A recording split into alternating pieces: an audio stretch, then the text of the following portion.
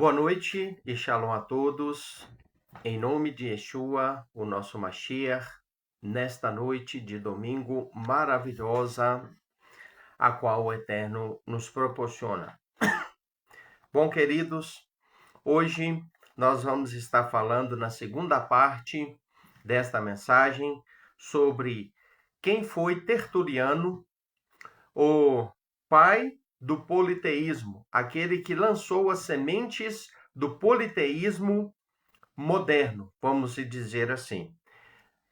A primeira parte, que foi domingo passado, nós falamos resumidamente sobre quem foi este personagem, qual foi o seu ano de atuação e o que ele, de uma maneira bem resumida, criou, como ele foi usado para poder trazer uma novidade e para formular conceitos doutrinários que já existia em outras religiões pagãs da sua época ou até mesmo antes da sua época. Bom, nós estamos falando nestes últimos tempos sobre quem foi, dentro da ótica, vamos dizer assim, judaica messiânica, os pais da igreja.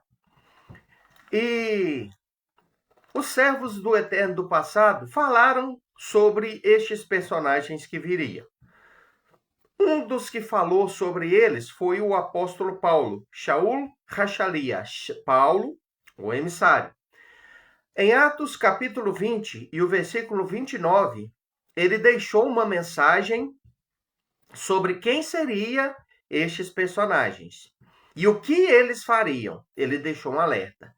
Eu gostaria de ler Masech Lechem, Atos dos Emissários, capítulo 20, versículo 29. Olha o alerta que foi deixado para nós.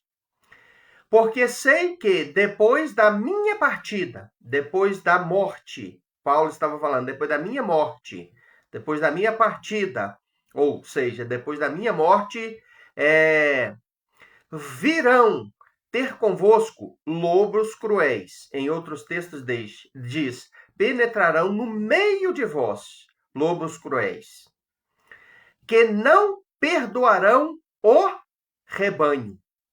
Olha o que diz o versículo 21. Ou melhor, o versículo 30, né? E também dentre vós, olha bem, sairá do meio de vocês mesmo, se levantarão homens que falarão coisas perversas de modo tal que desviarão os discípulos para que os sigam. Quero saudar aqui o meu irmão Reginaldo Silva Gama. Shalom, querido irmão, que o Eterno te abençoe. Shavuot para você e também para todos os demais. Com estas palavras, Shaul Hachalia, ele estava, meus queridos irmãos, alertando as pessoas que estavam ali, ouvindo ele naquele momento, e também as pessoas que posteriormente viessem a servir a Deus, ao Eterno, e ter contato com aquilo que ele estava falando. Então o alerta serviu para os irmãos ali de Éfeso, naquele momento, e está servindo para mim e para você também nos dias de hoje. Bom, então, queridos, quem foi Tertuliano? Estamos falando nesta nova série de mensagens, de ensinamentos bíblicos sobre Tertuliano e as sementes do politeísmo. Então, logo após a atuação de Marcião de Sinopse, que foi um terrível herege que teve dentro da igreja, tanto que ele foi excomungado pelos seus líderes, amigos, entre aspas, daquela época, e ele foi chamado por Policarpo, que foi um dos alunos de Yohanan, João, aquele que escreveu o que chamamos de as Bessorot, ou as Boas Novas, mais conhecido como os Evangelhos. João Evangelista, ele foi chamado por ele como príncipe de Satanás. Então, olha bem o apelido que este personagem recebeu. E então, após a morte de Marcião, quem aparece? Aparece um novo teólogo, um novo ensinador, que formula doutrinas, que sistematiza ensinamentos que era próprio e oriundo de paganismo, de religiões pagãs daquelas épocas, e então aparece então ali Tertuliano. Estou usando o livro, o magnífico livro Judaísmo Nazareno, O Caminho de Yeshua e os seus Talmidim, de Tzadok Ben-Deren. Na página 56, há um comentário sobre este personagem. Ele diz: foi Tertuliano o primeiro a usar a palavra Trinitas, e foi o primeiro a desenvolver o dogma cristão de que Deus são três pessoas diferentes: o Pai, o Filho e o Espírito Santo. Por razões óbvias, se Deus são três, então a doutrina cristã da Trindade apregou a existência de três deuses, típico exemplo do politeísmo. Para tentar disfarçar o politeísmo tão combatido pela Bíblia, o dogma trinitariano sustenta que Deus é um e que, por um mistério, ao mesmo tempo são três pessoas. Então, não existe a possibilidade de se crer, ter uma crença em um Deus que é, ao mesmo tempo, um e, ao mesmo tempo, três, sem dizer que isso é politeísmo. E não é impossível uma crença dessa natureza não se classificar politeísmo. Então, para ficar um pouco mais assim bonito, diz a doutrina da Trindade, né? Quem formulou foi Tertuliano, que Deus, ele é três e ele é um, que ele é um e ao mesmo tempo três. Então não existe isso. Quando convém, eles dizem assim: todo trinitariano, todo líder cristão, quando convém, eles dizem: Deus é um. Agora, quando não convém dizer que Deus é um, para agradar a fé múltipla e politeísta, às vezes, de outras pessoas, e se simpatizar com religiões e ser ecumênico, aí não, aí Deus é três. Então, isso foge da doutrina verdadeira, do ensino verdadeiro, entregue pelo Pai às mãos de Moisés e para ser vivido, ensinado e vivido pela nação de Israel lá no passado, lá no Sinai. Porque em Deuteronômio, no capítulo 6, o próprio Deus escreveu com a sua mão, o próprio Deus deu a Moisés ali, né, escrito, o mandamento de não adorarás outros deuses. E em ditado a Moisés, né, para que ele escrevesse tudo aquilo que se encontra nos 5 primeiros livros da Bíblia, que nós chamamos de a Torá, em Deuteronômio 6:4, o Eterno diz, a palavra ali dele diz: ouça Israel, o Eterno é nosso Deus, o Eterno é um. Shema Israel, Adonai Eloheinu, Adonai Echad, é um.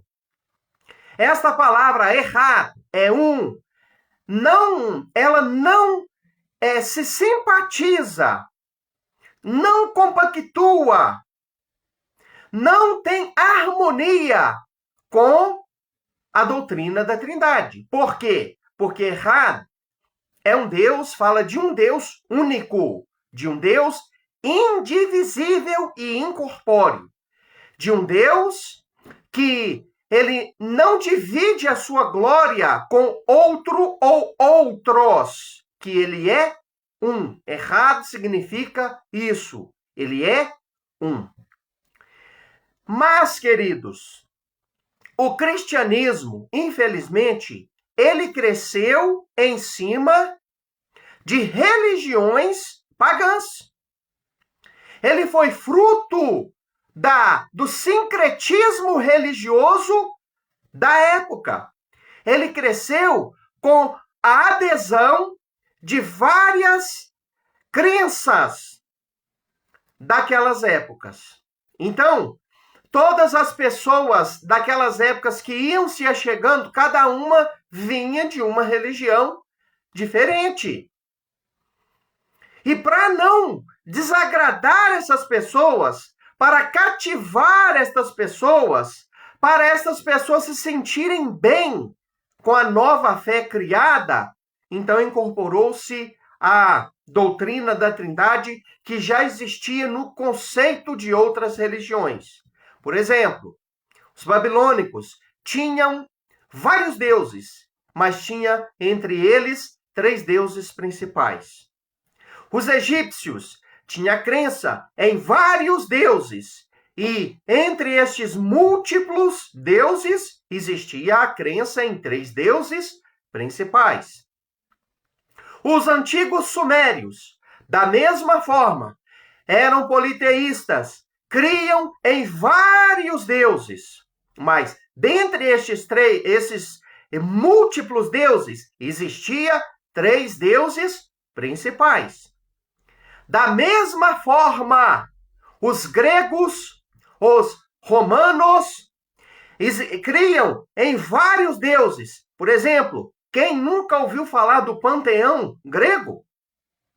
Quem nunca ouviu falar sobre os múltiplos deuses romanos? Até os imperadores eram considerados como deuses. Então, dentre estes múltiplos deuses do panteão grego e também da fé romana, existia 3 deuses principais. O que não falar da antiga civilização indiana, que existe nos dias de hoje catalogado mais de 33 mil deuses que são cultuados pelos indianos. Mas eles têm lá os 3 deuses principais. Vishnu, eles têm lá, né, o Shiva, eles têm lá o Vishnu, eles têm lá a sua divindade trinitariana também. Então, queridos, não foi diferente com o cristianismo.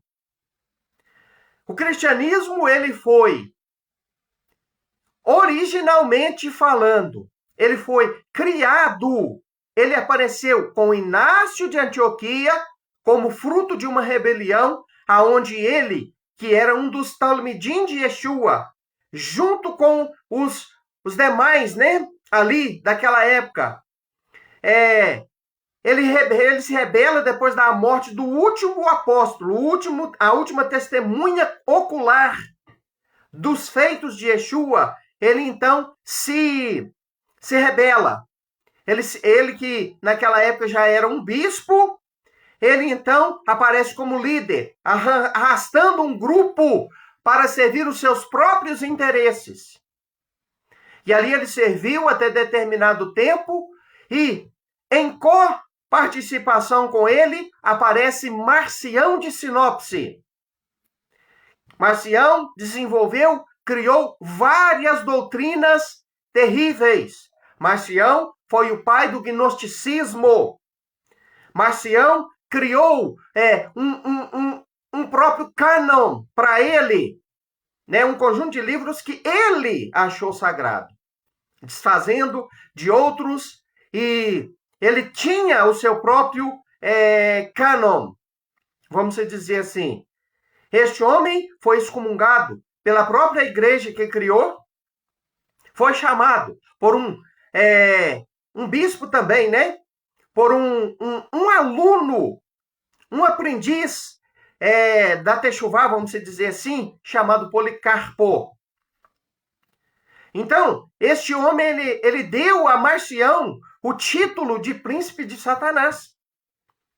E ele foi excomungado. Posteriormente, seus ensinamentos, o ensinamento de Marcião, foi pego para que viesse a ser ali usado como base doutrinária para o cristianismo.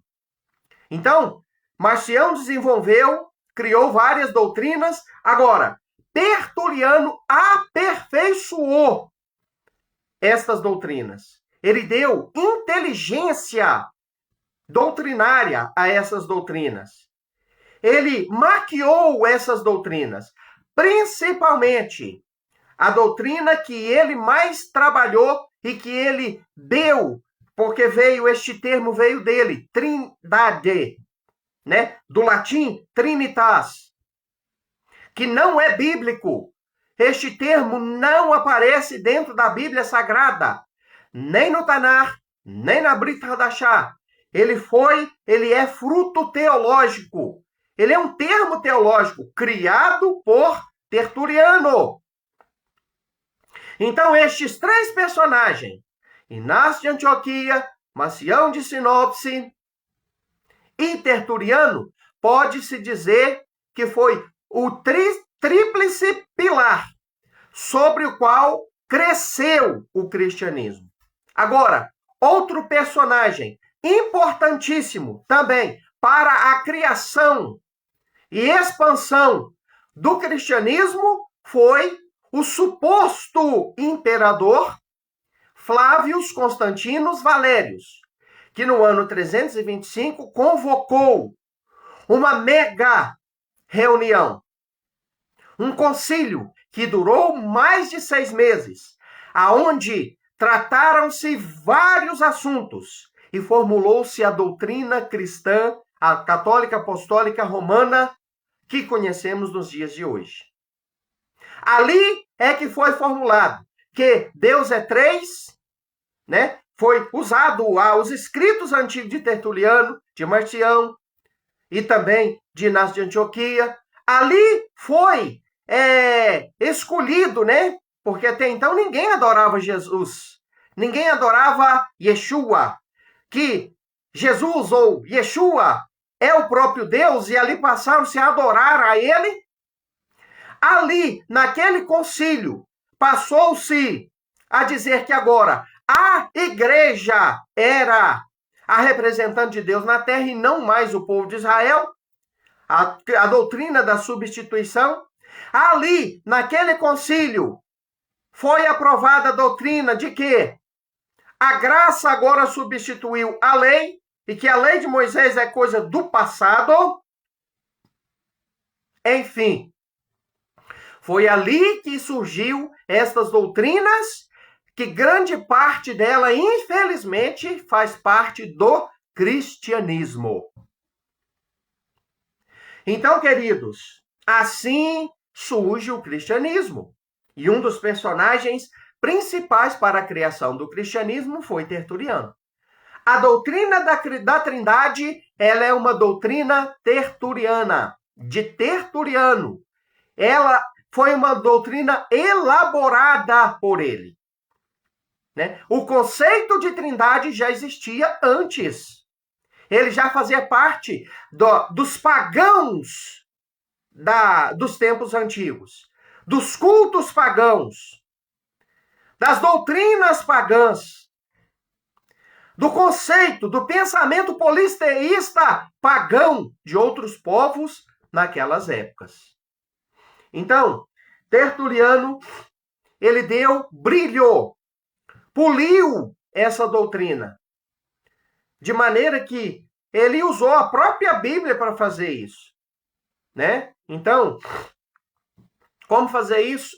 É simplesmente pegar texto sem contexto, né? É isso que é a doutrina da Trindade. E toda doutrina errônea, toda doutrina antibíblica, pagã, ela faz. Ela pega textos e usa fora do seu contexto, como pretexto para suas heresias. Então, vamos avançar. Vale citar as palavras de Tertuliano, o pai da doutrina da Trindade. Agora vamos destacar aqui aquilo que ele próprio falou. Olha bem, abre aspas para as suas palavras. Enquanto o mistério da dispensação está ainda guardado, o qual distribui a unidade em uma trindade. Então, olha bem, distribuição de uma unidade em trindade. Né? Olha bem. Colocando em sua ordem as três pessoas, o Pai, o Filho e o Espírito Santo, três, contudo, não em condições, mas em grau. Palavras de Tertuliano. Então, olha bem, contudo em condição, mas em grau. Não em substância, mas em forma. Não em poder, mas em aspecto. Ainda que em uma substância, uma condição e um poder, enquanto que ele é um Deus, de onde estes graus, formas, aspectos são reconhecidos sob o nome de Pai, Filho e Espírito Santo. Então, Contra Praxeas, capítulo 2, é um livro que cita as palavras de Tertuliano. Então, olha bem, outras palavras dele. Nós já tivemos a oportunidade de mostrar que o Pai e o Filho são duas pessoas separadas. Então, olha bem. Palavras de Tertuliano. Contra Praxeas, capítulo 4. Agora observe. Minha observação é que o Pai é um. E o Filho, um. E o Espírito, um. E que eles são distintos um dos outros. Contra Praxeas, capítulo de número 9. Onde, contudo, há um segundo, deve haver dois. E onde há um terceiro, haverá, então, três. Palavras de Tertuliano. Agora, de fato, o Espírito é o terceiro de Deus e do Filho. Assim como a fruta da árvore é o terceiro da raiz. Ou como o riacho do rio é o terceiro da fonte. Ou o ápice do raio é o terceiro do sol. Nada, contudo, é estranho à fonte original, de onde deriva suas propriedades. Contra Praxeas, capítulo 13. Então, olha a confusão feita por Tertuliano em cima de uma doutrina, de um ensinamento que tem origem pagã. Mas ele deu brilho. Olha como que ele foi inteligente em tentar argumentar e encaixar, enquadrar três deuses em um e um que se transforma em três. Né? De maneira muito sorrateira, de maneira muito assim, vamos admirar, inteligente, ele pega doutrinas pagãs e infiltra elas na sua teologia para ser então aceita pelos cristãos da época, pelo cristianismo da época, e a fim dela ser oficializada pelo imperador Flávio Constantino Valérius como religião oficial de Roma, doutrina oficial, né, da religião de Roma. Então, olha bem, incorporou o catolicismo romano à doutrina da Trindade nos concílios de Nicéia em 325 depois da Era Comum. Então, até este tempo aqui, meus irmãos, isso aqui era apenas teorias. Do ano 98, que foi o ano em que apareceu Inácio de Antioquia, até o ano 325, nada era oficial. Do ano 325 para frente, tudo se tornou oficialmente reconhecido, elaborado, promulgado por Roma, de maneira que quem não obedecesse foi perseguido, morto, destruído. Né? O Coliseu, as pedras do Coliseu, não tem boca. Mas se elas tivessem, elas contariam os horrores que os servos do Eterno, crentes em um Deus só, crentes no Deus errado, os judeus, Nazarim, e também, né, judeus que não tinham o testemunho de Yeshua, mas que serviam a Deus com base na Torá. O quanto que estes homens, essas mulheres, essas pessoas sofreram nas fogueiras, sofreram na unha e nos dentes dos leões daquelas épocas. Sofreram na espada dos gladiadores, sendo mortos por eles. Sofreram sendo queimadas ali para divertir imperadores romanos e seus séquitos. Então, queridos, o catolicismo romano incorporou essas doutrinas, porque quem criou, né, foi Inácio de Antioquia, Marcião e Tertuliano, e quem oficializou foi o imperador Flávio Constantino Valério, que era quem? Um sacerdote de Mitra.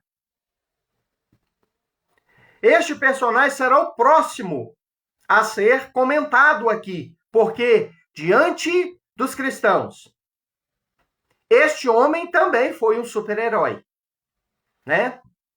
Que foi um imperador romano que deixou de ser mau, que aceitou Jesus como seu único salvador, conforme eles dizem, né?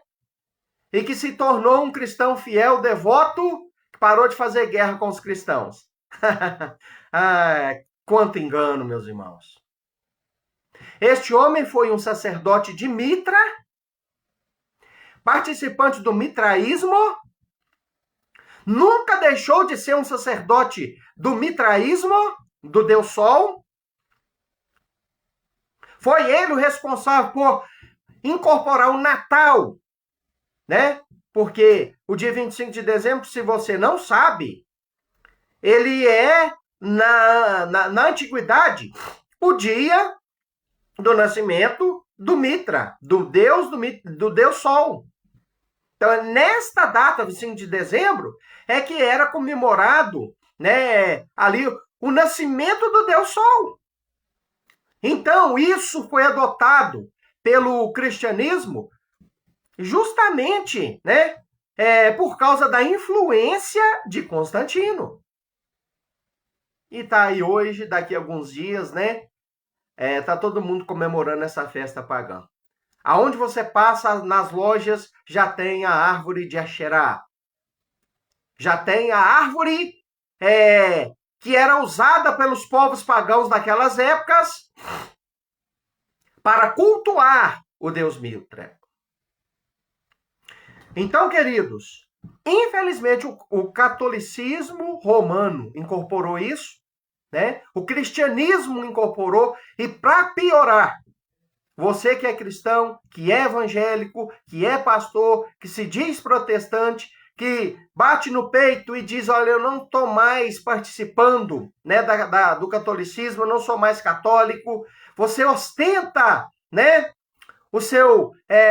a sua fé evangélica, infelizmente, são todos herdeiros da mesma doutrina herética, mentirosa, enganadora, falsa, que não foi ensinada por Yeshua, que não foi ensinada pelos Talmidim, mas que foi trabalhada por rebeldes, que o apóstolo Paulo chamou em Atos 20, 29 e 30 de lobos cruéis, que não poupariam o rebanho e que atrairiam pessoas para seguir a si próprio.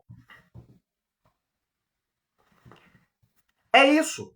Alguns dias atrás, né, semana passada, foi comemorado o Dia da Reforma Protestante.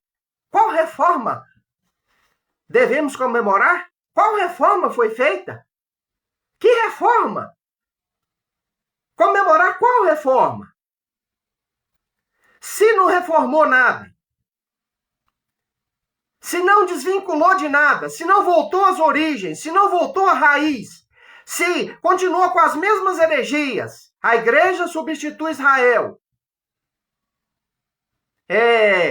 A lei, a graça substitui a lei.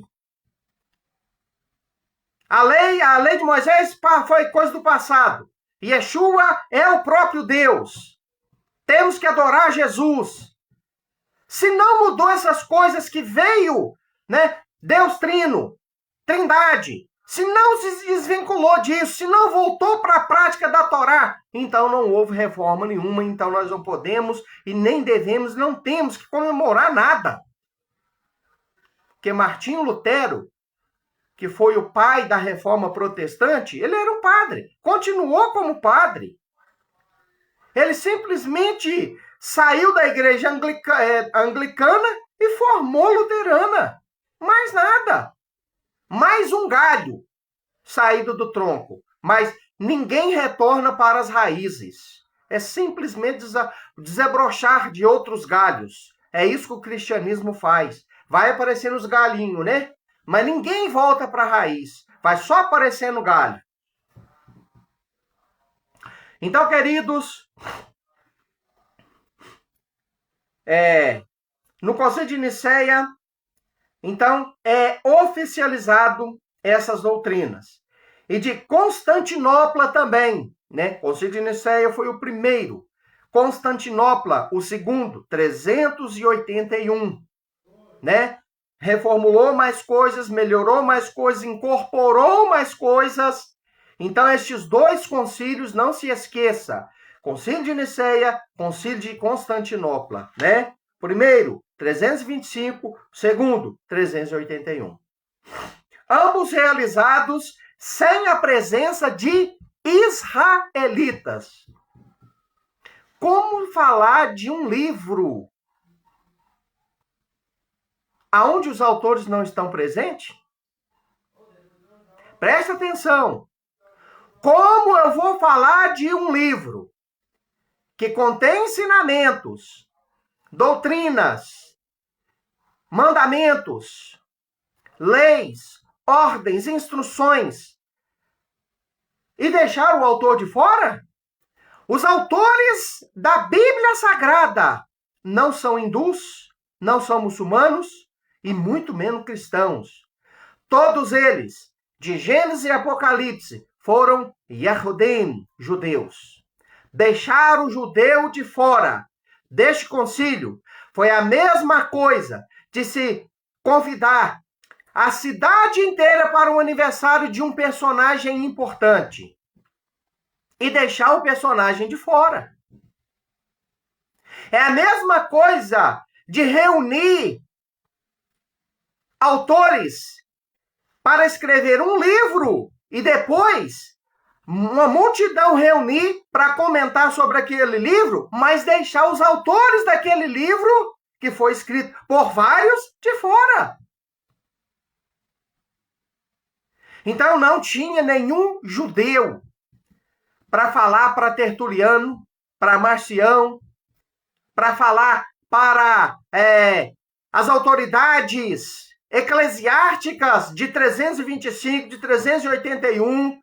Olha, isso aí não é assim. Deus é errado. Deus é um. O Eterno é um.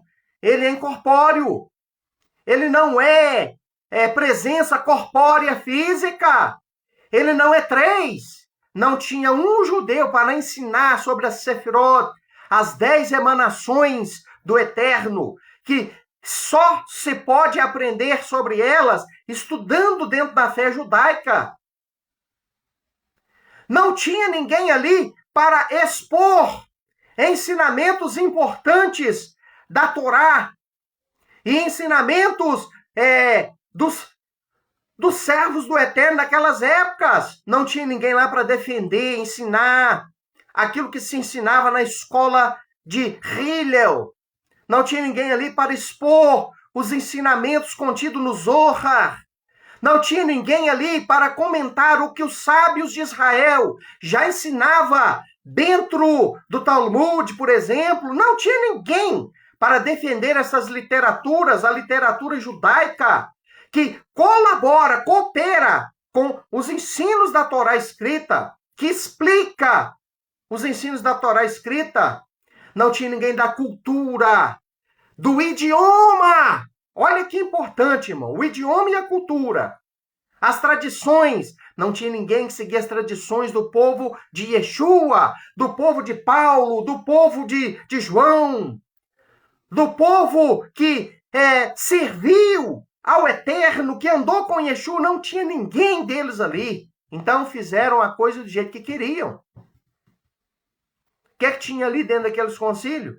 Grego, romano, assírio, babilônico.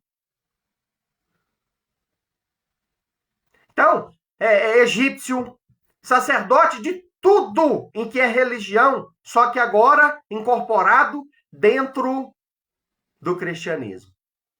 Chamados de bispos, arcebispos, padres, enfim. Fizeram o que quiseram.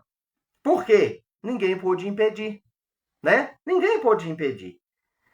Então, estes concílios cresceram assim. Vamos lá. Ambos realizados sem a presença de israelitas. Não tinha nenhum israelita ali, irmão. Né? Entenda isso. Crentes em Yeshua, nenhum Netzarim, que é os judeus israelitas nazarenos daquela época. Né? Os judeus Netzarim. O primeiro concílio referido estabeleceu a divindade de duas pessoas da Trindade. Então, dentro do primeiro concílio, o concílio de Nicéia, eles falaram que o Pai é divino, que Yeshua é divino, mas não classificaram o Espírito Santo como sendo divino. Já, né, no próximo, aí eles pegaram o Espírito Santo e incorporaram. Entendeu? Olha bem. O segundo acrescentou o Espírito Santo, o Concílio de Constantinopla, né? Assentando de uma vez por todas o dogma da Trindade. Então, olha, vocês estão vendo, irmão? Só em 381 é que foi oficialmente reconhecido, com 3, né? 3. Trinitarianismo, dogma da Trindade. Até o concílio de Nicéia, o Pai e o Filho. A partir do concílio de Constantinopla 381, aí não. Pai, Filho e Espírito Santo. Então, de 381 para baixo, não existia isso, que todo cristão nos dias de hoje bate na tecla, bate no peito e defende que é sagrado, que está correto e que é bíblico. Né? Até aquele presente momento, ninguém fazia batismo de ninguém. Teve lá de ninguém. Em nome do Pai, do Filho e do Espírito Santo. Era feito em nome de Yeshua. Eram feitos em nome de Yeshua. Somente no nome de Yeshua. Continuando. Consulte-se a Catholic Enciclopédia, Enciclopédia Católica, acerca do verbete Trindade. Então, olha que interessante. A Trindade, olha o que diz a Enciclopédia Católica. Enciclopédia Católica, olha, presta atenção. Não é nenhum livro de judeu, não é nenhum livro de protestante, não é coisa da minha cabeça. Está na Enciclopédia Católica Apostólica Romana. A Trindade, abre aspas, é o termo empregado para significar a doutrina central da religião cristã. Olha bem.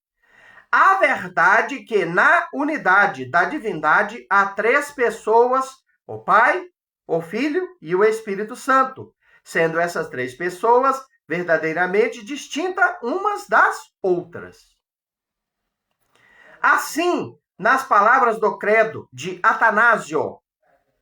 O Pai é Deus, o Filho é Deus e o Espírito Santo também é Deus. Então, 3 deuses, politeísmo. Não existe esse negócio. Ou é um ou é 3. Se é um, então é errado. Se é 3, então é politeísmo. Porque Deus é errado. Continuando. Nesta trindade, assim nas palavras do credo de Atanásio, né? O Pai, o Filho e o Espírito são Deus. Nesta trindade de pessoas, o Filho é o unigênito do Pai, por uma geração eterna. E o Espírito Santo procede de uma procissão eterna do Pai e do Filho. No entanto, apesar dessa diferença, quanto à origem, as pessoas são coeternas e coiguais. Todos são igualmente incriados e onipotentes. Olha a confusão. A igreja ensina, é a revelação sobre a natureza de Deus, que Jesus Cristo, o Filho de Deus, veio sobre a terra para entregar para o mundo. O que ela propõe ao homem como fundamento de seu inteiro sistema dogmático. Então, meus irmãos, este conceito católico romano foi absorvido por absolutamente quase todas as denominações cristãs. Então, olha o conceito. Foi lido aqui o conceito de trindade, elaborado, né, por Tertuliano. Todas as igrejas evangélicas sugou isso aqui e ensina isso. Faz parte do cristianismo. Aonde você vai, tem um irmão celebrando batismo em nome do Pai, do Filho e do Espírito Santo. Celebrando Santa Ceia em nome do Pai, do Filho e do Espírito Santo. Fazendo casamento em nome do Pai, do Filho e do Espírito Santo. Iniciando o culto em nome do Pai, do Filho e do Espírito Santo. Terminando o culto com bênção apostólica em nome do Pai, do Filho e do Espírito Santo. E da onde veio isso? Paganismo. Politeísmo. Não veio do povo de Deus. Não veio de Yeshua. Ah, mas está na Bíblia. Isso foi acrescentado na Bíblia, né? Não faz parte dos textos originais. Ah, não, aí você está pegando pesado. Não, é verdade. Eu vou te provar daqui a pouquinho. Então, este conceito católico romano foi absorvido por absolutamente quase todas as denominações cristãs, salvo raras exceções, pouquíssimas. É tão pouco que eu não sei te dizer qual denominação cristã não absorveu esses conceitos. Não sei, eu não sei. E sou estudioso, hein? Sou estudioso da fé, da história, das religiões. Eu não sei te falar. Roger Olson, historiador evangélico, aponta que a Trindade se tornou um consenso no seio da cristandade. Então, o cristão ele vê a Trindade como uma verdade absoluta, incontestável, e ela é uma verdade que tomou conta geral do cristianismo. Olha as palavras deste estudioso Roger Olson. O resultado dos 2 concílios, é o que já falamos aqui, 325 e 381, do século IV, e do credo niceno promulgado, é o consenso real entre cristãos sobre o Deus adorado, que é um Deus trino. 3 pessoas, hipóstases, e uma substância, ou ser. Deus é um, devido à sua essência ou substância comum, e é 3 pela distinção de pessoas da divindade. Isso está escrito em Histórias das Controvérsias na Teologia Cristã, editado pela editora Vida 2004, na página 192. Mas, como será que pensam os discípulos de Yeshua antes de a Igreja Católica terminar ostensivamente o dogma trinitariano? Aqui é uma pergunta. E a resposta para esta pergunta ficará para a próxima live. Então, queridos, eu quero só terminar essa live mostrando uma coisa aqui para vocês.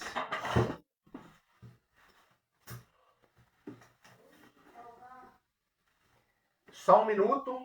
Achei.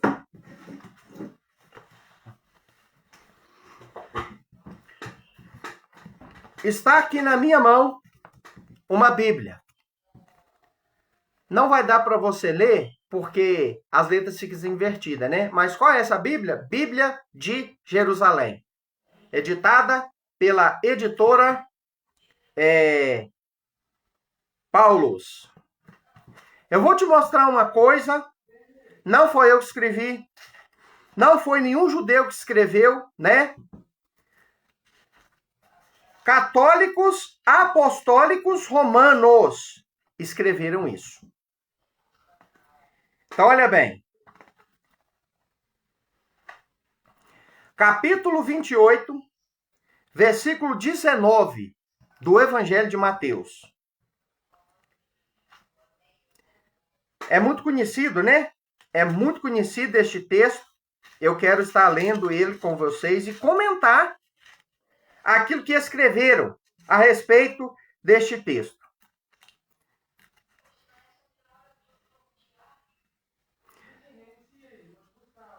Todo poder foi-me dado sobre os céus e a terra. Ide, portanto, fazer discípulos de todas as nações,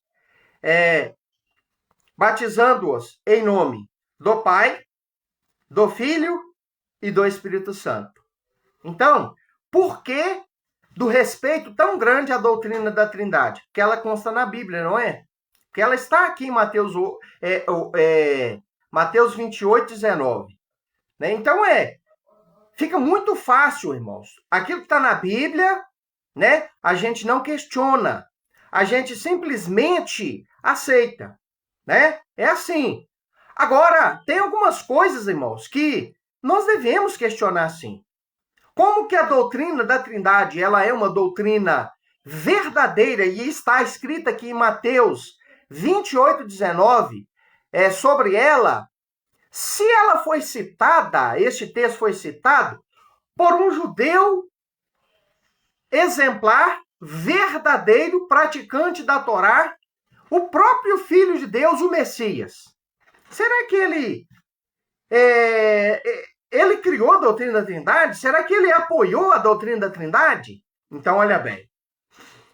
Agora que vem a cereja do bolo. Aqui, meus irmãos, na página de número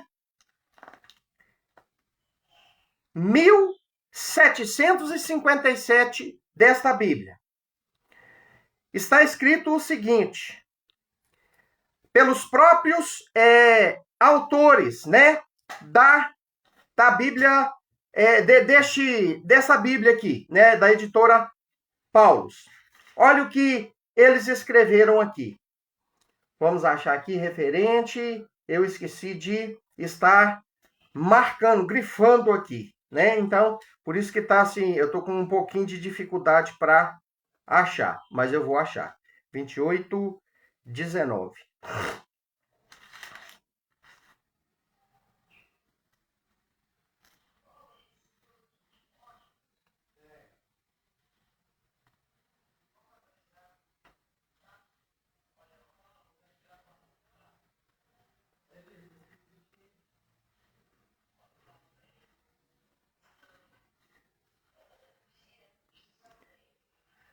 Ó, achei. Aqui, ó. Na página 1758. Comentário da nota de rodapé, feita por católicos apostólicos romanos modernos, dos dias de hoje. Olha o que eles escreveu sobre Mateus 28, 19. Não foi nenhum judeu nazareno, nenhum judeu ortodoxo, foi padres, católicos apostólicos romanos, teólogos que escreveu isso aqui. Olha bem, comentário de letra C dessa nota. É possível, olha bem, é possível. Então, eles não estão descartando e não estão afirmando 100%.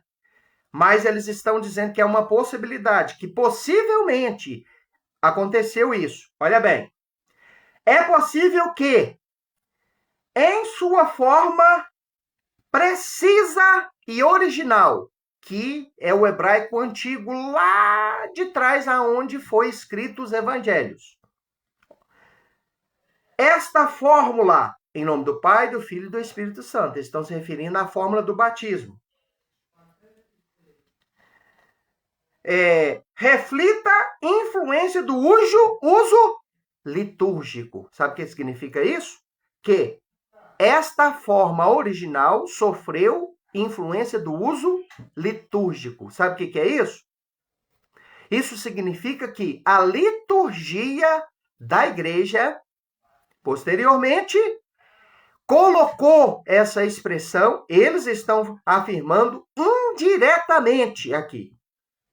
Colocou essa expressão para fazer parte do texto original, que é o seguinte: ide a todo mundo, ensinando as nações, batizando-as em meu nome. Yeshua falou somente isso, batizando em meu nome, em nome de Yeshua. Aí não, eles colocou ide a todo mundo, pregar o evangelho a toda criatura, né? Ensinando-os, batizando-os em nome do Pai, do Filho e do Espírito Santo. Então, essa expressão, essa forma mular, foi acrescentada posteriormente pela liturgia. Os próprios teólogos falando aqui, não é eu. Os próprios teólogos, vamos lá. Influência do uso litúrgico posteriormente, tá vendo?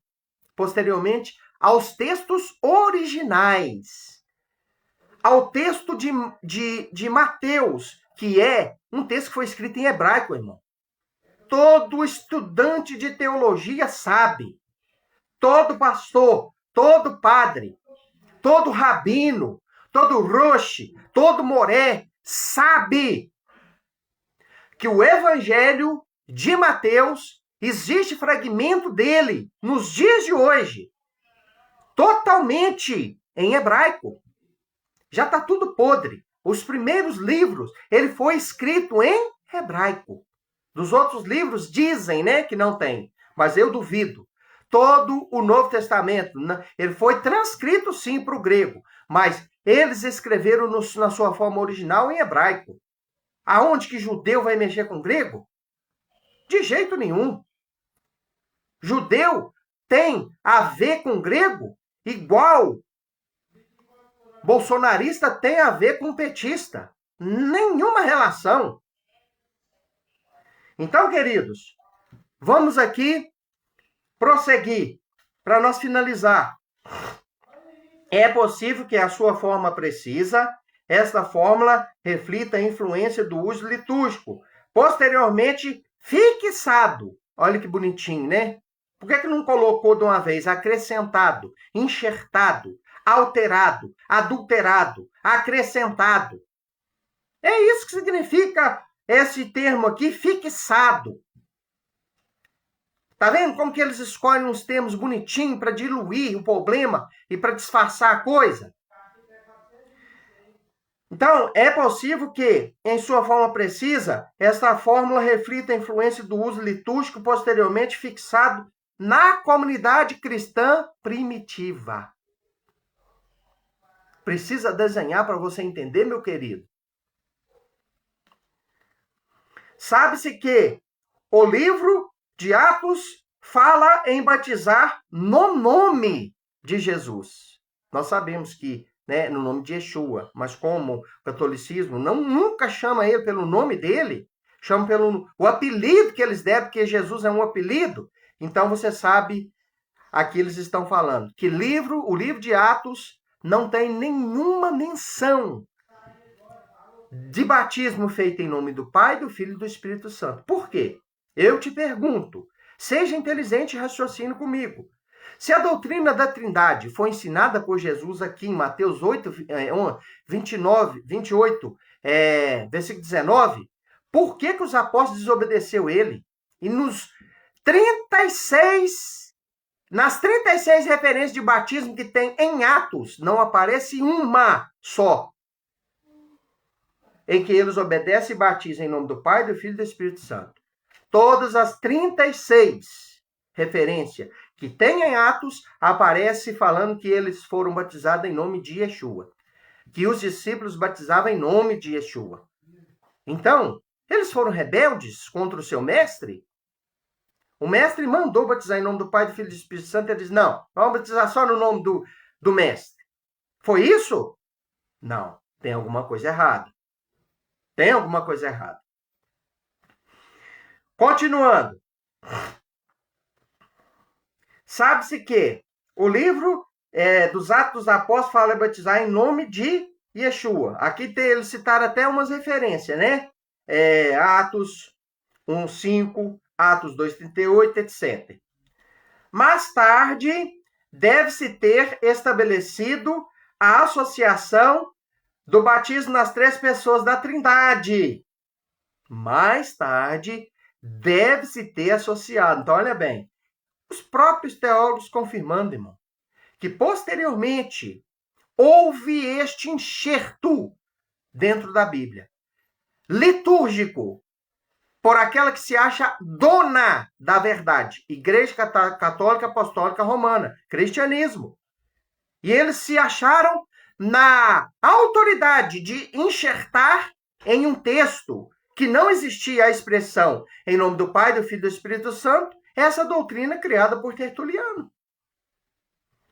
Os teólogos, falando na Bíblia, nessa Bíblia aqui, ó, Bíblia de Jerusalém, tá? Não é Rodrigo Dias Silva que está falando, é eles. Bíblia católica, tá? Bíblia católica. Da onde eu estou tirando esse ensinamento? De uma Bíblia católica. Vamos lá. Então, mais tarde deve-se ter se estabelecido a associação das 3 pessoas da Trindade. Vou parar por aqui. Então, meus queridos, conhecereis a verdade e a verdade vos libertará. A verdade, ela deve prevalecer na nossa vida. A mentira, ela deve perder o lugar na nossa vida com a chegada da verdade. Falei para você de grandes verdades. Pesquise. Pesquise aquilo que estou falando. E adote a verdade para a sua vida. Saia da mentira. Eterno, Criador dos céus e da terra, bendito seja o teu sagrado nome, tu que és um Deus único. No nome do teu Filho, o nosso Salvador, o Mashiach, Yeshua, eu oro. Agradeço pela verdade que o Senhor me fez enxergar. E agradeço pela verdade que o Senhor me dá condição de passar e repassar para outros. Peço em favor das pessoas que vão escutar este shiur, este ensinamento, que o Senhor as abençoe, em nome de Yeshua. Amém. Até a próxima oportunidade. Shalom a todos. Shavuot Tov, que quer dizer boa semana.